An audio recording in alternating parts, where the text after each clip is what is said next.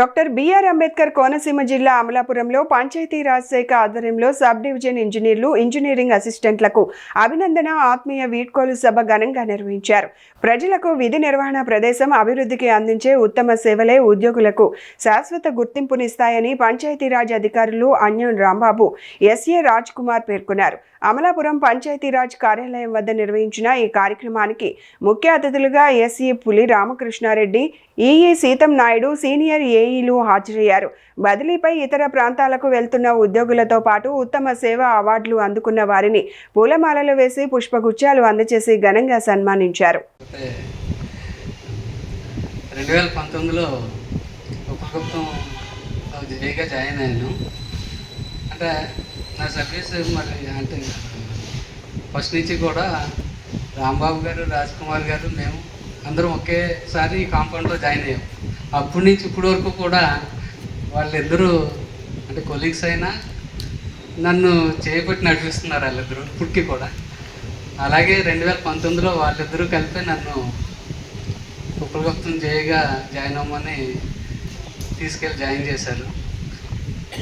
ఉపగుప్తంలో దాదాపుగా 7 సంవత్సరాలు 2016 వరకు 26 వరకు జేగా చేయడం జరిగింది.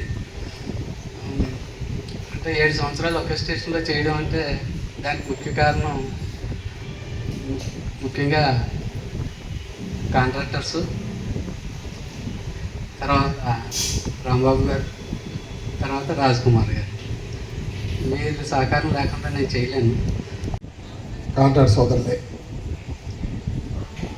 మరి అందరి అటు కాంట్రాక్టర్సు, ఇటు ఇంజనీరింగ్ అసిస్టెంట్స్, ఇటు సిబ్బంది, అటు పై అధికారులు, వీళ్ళందరినీ కోఆర్డినేట్ చేసుకుని అందరిలోనూ మనవాడిగా మనల్ని పొందుతున్న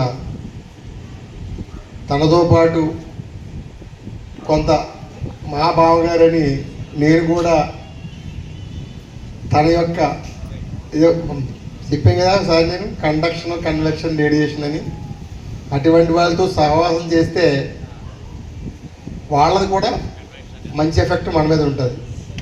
రాజ్ కుమార్ గుర్తొస్తే రాంబాబు వస్తాడు, రాంబాబు గుర్తొస్తే రాజ్ కుమార్ గుర్తొస్తాడు.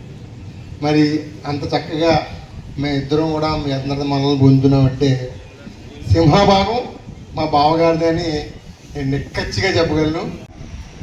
సామాజిక పరంగా కానీ, రాజకీయ పరంగా కానీ, భౌగోళికంగా కానీ చాలా క్లిష్టమైన ప్రదేశం ఇది. అయితే అందరూ కూడా చాలా మనసు ఉన్నవాళ్ళు. అంటే మనకి మనసుకి హత్తుకుని జీవించే వాళ్ళు ఎక్కువ మంది నేను చూశాను.